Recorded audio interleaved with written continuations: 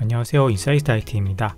오늘은 얼마 전 출시된 오스모 나노를 직접 구매해서 브이로그에 써본 실사용 리뷰를 준비했어요. 저는 오스모 포켓 3도 잘 쓰고 있어서 이걸 살지 말지 엄청 고민하고 있었는데 포켓 3는 짐벌 구조다 보니까 정신없을 때 챙기기가 영 번거롭더라고요. 그리고 육아를 하는 입장이다 보니까 여행 중에도 손 하나가 아쉬울 때가 많아서 몸에 붙이고 사용하기 편한 이 폼팩터의 매력을 느껴서 결국 구매하게 되었습니다. 근데 사실 제가 이런 웨어러블 카메라를 구매한 게 처음은 아니거든요.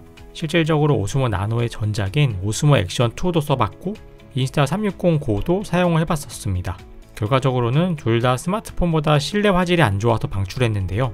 이번에 오스모 나노는 센서도 커져서 실내에도 괜찮을 것 같았고 가격도 합리적인 수준으로 생각되어서 일단 질렀어요. 처음 받아서 구성품을 살펴볼 때에는 생각보다 큰 카메라 크기에 당황했습니다.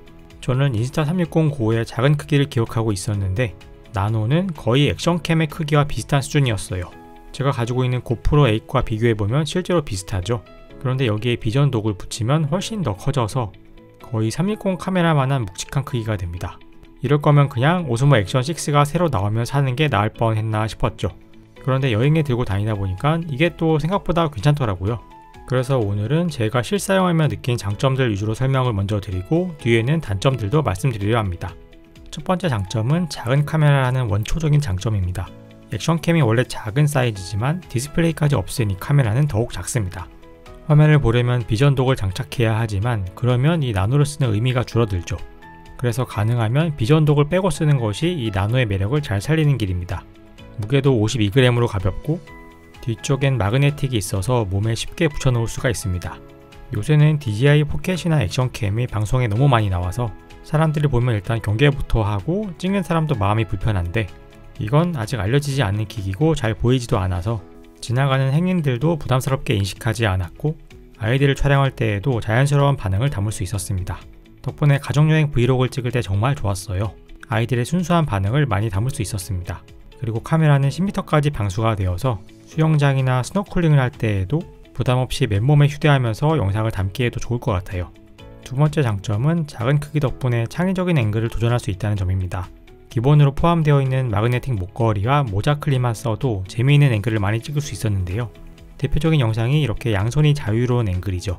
당초 액션캠도 이런 용도에서 특화된 폼팩터인데 나노는 이런 장점을 더욱 극대화해서 재미있는 영상과 사진을 담을 수 있습니다. 비싼 스마트폰으로 찍기는 위험해 보이는 앵글도 이 오스모 나노를 활용하면 부담없이 담을 수가 있죠. 익숙한 일상도 새로운 각도에서 촬영해보면 색다르게 느껴지곤 해서 사진이나 영상을 좋아하는 분들에게는 정말 재미있는 장난감이 될 수 있습니다.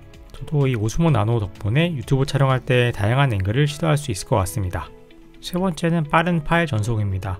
제가 이런 액션캠을 여러 번 쓰다가 불편해서 결국 스마트폰으로 돌아왔던 가장 큰 이유가 일단 영상을 제대로 확인해 보려면 스마트폰으로 한 번 더 옮겨줘야 하고 영상 편집이라도 할라 치면 PC로도 옮겨줘야 해서 이게 귀찮아서 그냥 SD카드에 잠들어 있는 영상들이 많았어요. 근데 DJI 나노는 유선뿐 아니라 무선 전송 속도도 엄청 빨라졌더라고요. 그리고 이 비전독을 연결하지 않아도 이 카메라에서 바로 스마트폰으로 영상을 받을 수도 있어서 배터리만 충분하면 굳이 비전독을 꺼낼 필요도 없었습니다. 덕분에 촬영한 직후에도 바로바로 스마트폰에 영상을 넣어서 파일을 관리할 수 있었어요. 네 번째는 이 DJI 미모 앱의 강력한 편집 기능입니다. 따로 별도의 편집 앱을 사용하지 않아도 DJI 미모 앱에서 바로 컷 편집을 할 수 있었습니다. 예전에는 SD카드를 PC로 옮겨서 컷 편집하는 게 당연했는데 요새는 스마트폰의 성능도 워낙 좋아지고 저는 화면이 큰 폴드를 쓰다 보니까 굳이 PC로 옮길 필요가 없겠더라고요. 이 미모 앱에서 파일 관리를 하면서 바로 컷 편집을 할 수 있어서 시간 낭비 없이 바로바로 필요한 부분만 남겨놓을 수 있었습니다. 영상은 이렇게 컷 편집을 바로바로 정리해두지 않으면 나중에는 묻혀서 잊어버리고 잘 찾지 않게 되더라고요. 그래서 이렇게 촬영한 영상을 쉽게 정리할 수 있게 된 점은 실제 일반 사용자들에겐 크게 좋아진 부분 같습니다. 자막이나 효과 같은 디테일한 후편집 작업은 저는 나중에 노트북의 프리미어 프로에서 넣는 편인데 이 미모 앱에서도 기본적인 효과들은 넣을 수 있어서 간단한 숏폼 영상은 바로 만들 수 있을 것 같았습니다. 다섯 번째는 꽤 괜찮은 실내 화질입니다.